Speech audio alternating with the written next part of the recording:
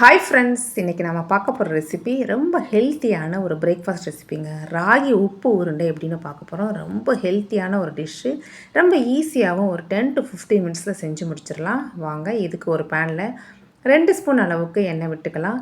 எண்ணெய் நல்லா காயட்டும். இது கூட 1 ஸ்பூன் அளவுக்கு கடுகு, 1 ஸ்பூன் உளுந்து, 1 ஸ்பூன் கடலைப்பருப்பு சேர்த்து இதை நல்லா பொரிய விட்டுருங்க. இது நான் இன்றைக்கி இந்த ராகி உப்பு உருண்டைக்கு நல்லெண்ணெய் ஆட் பண்ணிக்கிறேன். நல்லெண்ணெய் சேர்க்கும்போது டேஸ்ட் நல்லா பெட்டராக இருக்கும். இப்போ இது கூட ஒரு 10 சின்ன வெங்காயத்தை இந்த மாதிரி கட் பண்ணி சேர்த்துக்கலாம். இதை நல்லா வதங்கட்டும். இது கூட ஒரு 2 பச்சை மிளகாய், கொஞ்சமாக கருவேப்பிலை சேர்த்து இது எல்லாத்தையும் நல்லா ஒன்றோட ஒன்று வதக்கி விட்டுறலாம். இப்போ இந்த ராகி செய்கிறதுக்கு தேவையான அளவு தண்ணி ஆட் பண்ணிக்கலாம். 1 கப்பு ராகி மாவுக்கு 1 கப்பு அளவுக்கு தண்ணி கரெக்டாக இருக்கும். நம்ம எந்த கப்பில் மெஷர் பண்ணிக்கிறோமோ அதே கப்லேயே தண்ணி ஆட் பண்ணிக்கலாம். இப்போ இதுக்கு தேவையான அளவு உப்பு ஆட் பண்ணிக்கலாம். இது கூட கொஞ்சமாக முருங்கைக்கீரை ஆட் பண்ணிக்கோங்க. கொஞ்சமாக தேங்காய் துருவல் சேர்த்துக்கலாம். தேங்காய் துருவல், முருங்கைக்கீரைலாம் சேர்க்கும்போது டேஸ்ட்டு இன்னும் நல்லா பெட்டராக இருக்கும். இதை நல்லா இந்த மாதிரி மிக்ஸ் பண்ணி விட்டு இதை நல்லா மூடி வச்சு நல்லா கொதிக்க விடுங்க. இந்த அளவுக்கு தலன்னு கொதித்து வந்ததுக்கப்புறம் அடுப்பை ஸ்லோ ஃப்ளேமில் வச்சுட்டு நம்ம எடுத்து வச்சுருக்க ராகி மாவை இது கூட சேர்த்துக்கலாம். நான் இதே கப்பில் தான் தண்ணி மெஷர் பண்ணியிருக்கேன். அதே கப்பில் மாவு எடுத்து இதை இது கூட மிக்ஸ் பண்ணி விட்டுறலாம்.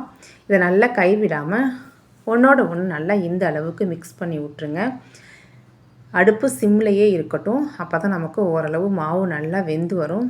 பாருங்கள், இந்த அளவுக்கு நல்லா கலந்து விட்டுறலாம். அப்போ தான் நமக்கு நல்லா சாஃப்டாக இருக்கும். நமக்கு ராகி உப்பு உருண்டை சாப்பிட்றதுக்கு நல்ல டேஸ்ட்டாக இருக்கும். இந்த மாதிரி ராகினாலே நமக்கு கூழ் மட்டும்தான் ஞாபகத்துக்கு வரும். இந்த மாதிரி டிஃப்ரெண்ட்டாக செஞ்சு சாப்பிடும்போது இது நமக்கு நல்ல ஃபில்லிங்காகவும் இருக்கும், சாப்பிட்றதுக்கு நல்ல டேஸ்ட்டாகவும் இருக்கும். டயபெட்டிஸ்க்கெலாம் இது ரொம்ப ரொம்ப நல்லது. இது நல்லா இந்த மாதிரி அழுத்தி விட்டு இதை மூடி வச்சிடலாம். இது நல்லா ஆறி வரட்டும்.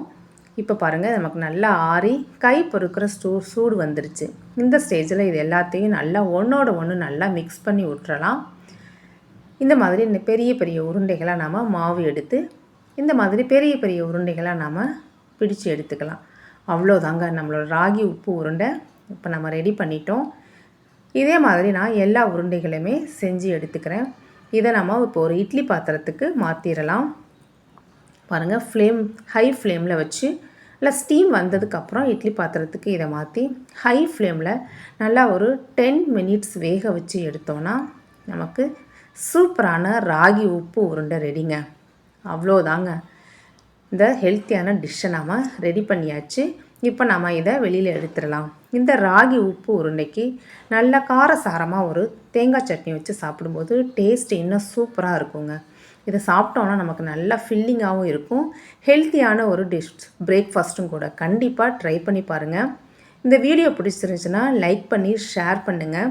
இந்த மாதிரி ஹெல்த்தியான மோர் ரெசிபீஸுக்கு ஷீலா எர்னஸ்ட் சேனலை மறக்காமல் சப்ஸ்கிரைப் பண்ணிடுங்க ஃப்ரெண்ட்ஸ். தேங்க்ஸ் ஃபார் வாட்சிங்.